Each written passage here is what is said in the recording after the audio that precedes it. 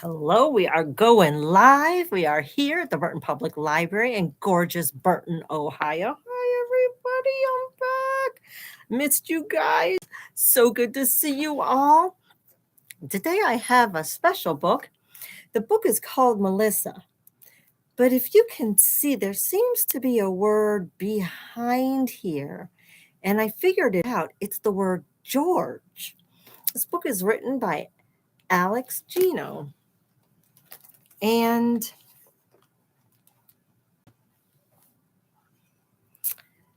I'm going to ask a question of you to start this. I want you to think of a time when you felt different from everybody else you were around. And how did it feel to be different? And what were you thinking during that time? Because being different, like we all are, we're all very different. I don't know anybody else like me. I don't know anybody else like you either, but I like you. Nonetheless, sometimes feeling different makes us feel good because we know we're unique. And when no one else is like us, we have a sort of freedom about us. But in other situations, being different from others can feel awkward. And we don't know whether it's a good feeling or not a good feeling. And I think that this book is sort of like the second case I just explained. So, this book is a chapter book, no pictures, and it is on the banned book list. And we're going to read to find out a little bit about ourselves and a little bit about feeling different from others, how that feels, and how people work through those feelings. Anyway, chapter 1 is called Secrets. George pulled a silver house key out of the smallest pocket of a large red backpack. Mom had sewn the key in so that it wouldn't get lost, but the yarn wasn't quite long enough to reach the keyhole if the bag rested on the ground. Instead, George had to steady herself awkwardly on one foot while the backpack rested on her other knee. She wiggled the key until it clicked into place. Stumbling inside, she called out, "Hello?" No lights were on. Still, George needed to be certain the house was empty. The door of Mom's room was open and the bed sheets were flat. Scott's room was unoccupied as well. Sure that she was alone, George went into the third bedroom, opened the closet door, and surveyed the pile of stuffed animals and assorted toys inside. They were undisturbed.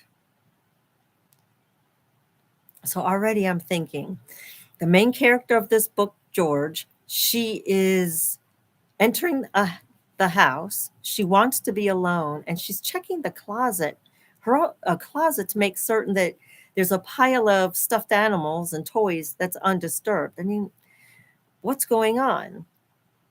Mom complained that George hadn't played with any of the toys in years and said that they should be donated to needy families. But George knew they were needed here to guard her most prized and secret collection. Fishing beneath the teddy bears and fluffing bunnies, George felt for a flat denim bag. Denim is the material that blue jeans are made out of. Once she had it in hand, she ran to the bathroom, shut the door, and turned the lock. Clutching the bag in tightly wrapped arms, George slid to the ground. As she tipped the denim bag on its side, the silky, slippery pages of a dozen magazines fell out onto the tiled bathroom floor. Covers promised how to have perfect skin, 12 fresh summer haircuts, how to tell a hottie like him, and wild winter wardrobes. George was only a few years younger than the girls smiling at her from the glossy pages. She thought of them as her friends. George picked up an issue from last April that she had looked through countless times before. She browsed the busy pages with a crisp flip, flip, flip that stirred up the faint smell of paper. She paused on a photo of four girls at the beach. They modeled swimsuits in a line, each striking a pose.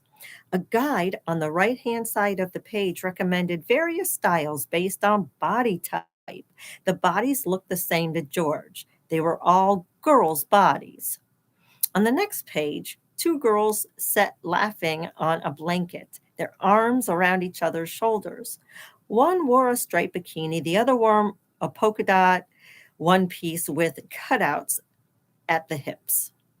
If George were there, she would fit right in, giggling and linking her arms in theirs. She would wear a bright pink bikini, and she would have long hair that her new friends would love to braid.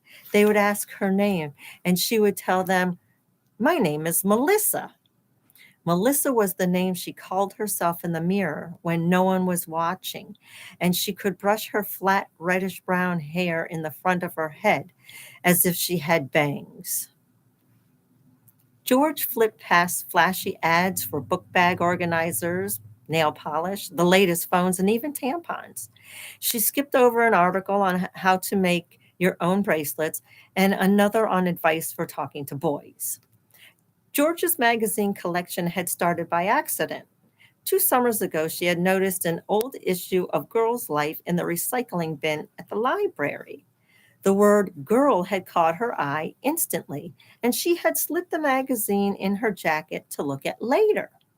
Another girls' magazine soon followed, this time rescued from a trash can down the block from her house. The very next weekend, she had found the denim bag at a yard sale for a quarter. It was just the size of a magazine and had a zipper along the top. It was as if the universe had wanted her to be able to store her collection safely. George settled on a 2 page spread about framing your face with makeup. George had never worn makeup, but she pored over the range of colors on the left side of the page. Her heart raced in her chest. She wondered what it would feel like to really wear lipstick. George loved to put on chapstick. She used it all winter, whether or not her lips were really chapped. And every spring, she hid the tube from Mom and wore it until it ran out. George jumped when she heard a clatter outside. She looked out the window to the front door directly below. No one was in sight, but Scott's bike lay in the driveway, the back wheel still spinning. Scott's bike, that meant Scott. Scott was George's older brother, a high school freshman. The hair on George's neck stood up. Soon, heavy footsteps climbed the stairs to the second floor. The locked bathroom door rattled. It was as if Scott were rattling George's heart inside her rib cage. Bang, bang, bang. You in there, George? Yeah. The shiny magazines were spread across the tile floor. She gathered them into a pile and stuffed them into the denim bag. Her heart was thumping almost as loudly as Scott's foot against the door. Yo, bro, I gotta go, Scott yelled from the other side. George zipped up the bag as quietly as she could and looked for a place to stash it. She couldn't walk out with it. Scott would want to know what was inside. The bathroom's one cabinet was stuffed with towels and didn't shut all the way. No good either. Finally, she hung the bag from the shower head and closed the curtain, desperately hoping that this wouldn't be the moment Scott discovered personal hygiene. Scott rushed in as soon as George opened the door, unzipped his jeans before he reached the toilet. George exited quickly, closed the door, and leaned on the wall outside to catch her breath. The bag was probably still swinging in the shower. George hoped it wouldn't hit against the curtain or worse, fall and land on the bathroom tub with a thud. George didn't want to be standing near the bathroom when Scott came out, so she went down to the kitchen. She poured herself a glass of orange juice and sat at the table, her skin tingling. Outside, a cloud passed overhead and the room grew darker. When the bathroom door banged open, George jumped in her seat, splashing juice on her hand. She realized she had barely been breathing. Thump, thump, thump, thump, thump, thump, thump. Scott trumbled downstairs, a DVD case in his hand. He opened the refrigerator door, pulled out the carton of orange juice, and took a long swig. He wore a thin black t shirt and jeans with a small hole in the knee. He hadn't gotten a haircut in months, and dark brown curls formed a mop on his head. Sorry if I busted in on you while you were taking a dump. Scott wiped the juice off his lips with his bare forearm. I wasn't taking a dump, George said. Then what took you so long? George hesitated. Hmm. Oh, I know, George said. I'll bet you had a magazine in there. George froze, her mouth half open and her brain mid thought. She's kind of getting found out. The air felt warm and her mind swirled. She put her hands on the table to make sure she was still there. That's it, Scott grinned, oblivious to George's panic. That's my little bro, growing up and looking at dirty magazines. So the older brother thinks that George is looking at dirty magazines. Oh, George said out loud. She knew what dirty magazines were. She almost laughed. The girls in the magazines she was looking at wore a lot more clothes than that, even the ones on the beach. George relaxed at last a little. Don't worry, George. I won't tell Mom. Anyway, I'm heading back out. Just had to get this. Scott shook the black plastic bag he held in his hand, and the DVD inside rattled. Haven't haven't ever seen it yet, but it's supposed to be a classic. It's German. The title means something like The Blood of Evil. When the zombies gnaw this one guy's arm off and kill him, this other guy has to use the gnawed off arm of his dead best friend to fight the zombies. It's awesome. It sounds gross, George said. It is, Scott nodded enthusiastically. He took another gulp of orange juice, put the carton back into the fridge, and headed for the door. I'll let you get back to thinking about girls, Scott joked on the way out. George dashed up to the bathroom, rescued her bag,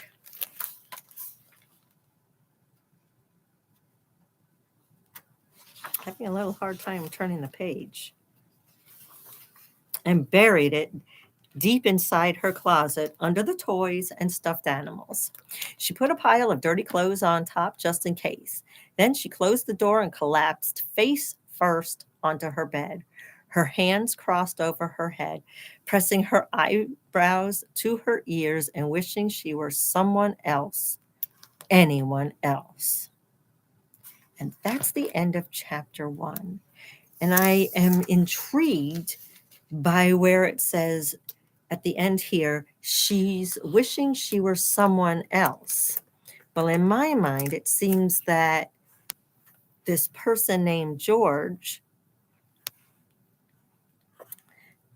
which is a male's name, keeps being referred to as a female. And I'm starting to wonder if George is born a boy, but he feels like a girl. He can relate more to girl things. And maybe that's why George is looking at magazines that traditionally girls look at. And notice how I use the word traditionally. In society, American society is what I know best. Um, in American society, we have these certain ways that people are supposed to act and what they're supposed to do. And so here we have a story where this person is not following the usual way people act and people feel. And I have a feeling that's why this book was banned, because in some areas, when people start acting differently than what society says they should be acting, those people in society like to control the other people, and they don't want others to even know that there's such a thing as not feeling right in your own body, or being anatomically a boy but really feeling in your heart that you're a girl. And so I think that's why this book is on the banned list, even though we haven't gotten very far in it. I certainly do see why the book is named Melissa, because remember, George, who in real life is a boy anatomically, this person George is a boy, but he calls himself Melissa because he feels like a girl. And notice, I'm saying he feels like a girl, but in reality, throughout this book so far, George is referring everything to the female pronoun of she. And in fact, in the business world these days, there's a lot of attention being paid to the pronouns people prefer to use for themselves. So, in this day and age, business people are acknowledging that there can be a man that feels like a lady and wants to be called by a lady's pronouns. And I'm certain it's the same way around. There can be a lady who really feels like a man, and this person would prefer to use the male pronouns of he or him. Now, I also know that there are some people who don't want there to be specific male or female pronouns used, or singular pronouns or plural pronouns used. And so they prefer other pronouns. Um, and in a lot of different businesses, it's important for the leaders of the business to show that they really care about their employees and that they are inclusive of all types of people. And so uh, when people send out emails, at the bottom of the email, it often has the person's name who wrote the email, and then in parentheses, that person's preferred pronouns, so that when you speak with that person, you are being polite and respectful of how that person feels within him or herself. And if they don't care to be known by the male or female pronouns, then they use the non-gender pronouns. Fascinating how, since I was a young student, but even as an adult, how things have changed more recently, and how businesses are trying to be inclusive and show that it doesn't matter how it matters to them what you want to be called, but they're holding judgment, no judgment to what you want to be called. So I believe that's a big lesson for today. Oh my gosh, we really got a good lesson today. Thank you so much, everybody, for joining us. And I will see you again when I get to read chapter 2 and find out how George is managing her life and feeling like a young lady. Bye, everybody.